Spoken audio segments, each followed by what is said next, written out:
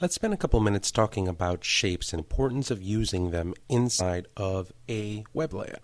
I'm going to single click on File, I'm going to click on New, and I'm going to use the preset that I made in the previous video of 955 by 600. I'm going to click on OK.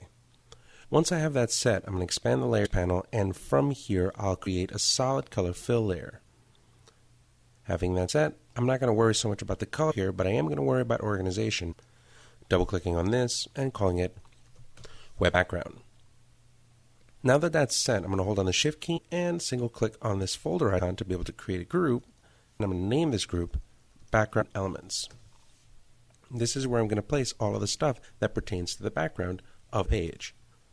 Now, from here I can go ahead and start using shapes. And shapes are pretty straightforward. If you single click on the shape, you have either shape layer option, or you have path option, or you can fill the pixels. I'm just going to use the shape layer option, and I'll use a specific color. But take a look. I'm just going to click, drag, draw all the way across, and now I have a shape here. If I double click on this, I can go ahead and change the color of the shape as I need it. I love using shape layers over anything else because it offers the opportunity to be able to change stuff on the fly. So that's a good thing. Let's just say that I wanted to create a super dark website. I can just go ahead and make my navigation right here and then try to decide whatever color I want. Obviously, I could also go with something like cooler to be able to do this. Now I'll click OK, and it looks like it's outlined, but it's not. It's just that the path is selected here. So if you switch to a different layer, that's actually what it looks like. So I could add a stroke to it by just double-clicking on this and add a stroke. I can go ahead and select the stroke color, and select the stroke size, and the opacity for the stroke itself. And now in just a couple of spots, now I've made a little bit of a navigation. And that's not bad. Now, for light colors, let's just say that I have a lighter website. Something like, I don't know, something like that. And let's say that I use a different color over here. Let's say that I used something like this. Now, I'm not using web colors just for illustrative purposes. But let's say that I had something like this. If I really wanted this to pop onto the page, what I would probably do is add yet a drop shadow or some type of glow to be able to give it a little bit of texture. In this case, a drop shadow probably works.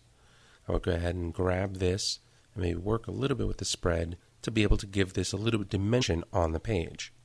I could even add a little bit of a bevel and get rid of that stroke, and then just play with the depth of the bevel and the size of the bevel to give me a little bit of dimension there.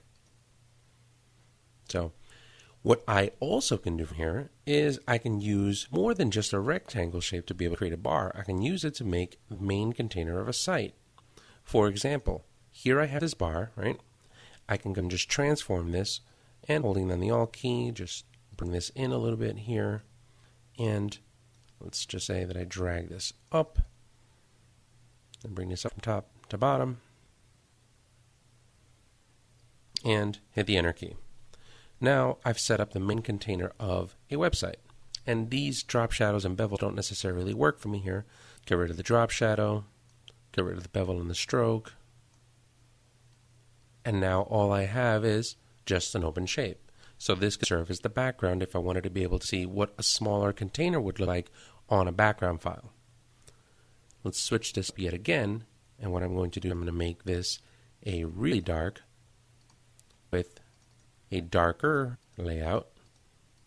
And if I wanted to do this, what I can do from here is then stroke this shape with a lighter color, and maybe to add some interest, I can go ahead and add an outer glow and kind of bring the size of that outer glow out.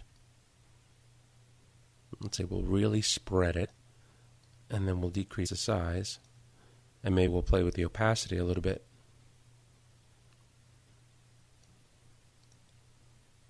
Now we kind of have something that glows in the background. So that's another thing we can do with those styles. Now, I'm going to hide this and show you a couple other things, because it's not just about rectangles. I mean, you can use shapes here as well, and shapes help. Take a look. I'm going to go to the U key, and I'm going to select the shape. Now, the shape that I have selected is this kind of ornate. Well, let's see if I can find it here. It's this guy. All right, let's drag him out and find him. we have this guy selected right here. So if I zoom in, I'll show you. Just an ornament. And what I'm going to do here is I'm going to drop this back, and I'll drag out an ornament. So there it is. Now I'm just going to command click the background just to move outside of it so that it doesn't have it selected. And then doing this, I can just go ahead and change the color of this. Let's just say that I give it a color like that. Right. Why would you use that on a web page? Well, you wouldn't, but you could transform it, rotate it, and move it just off the web page. Do something like this.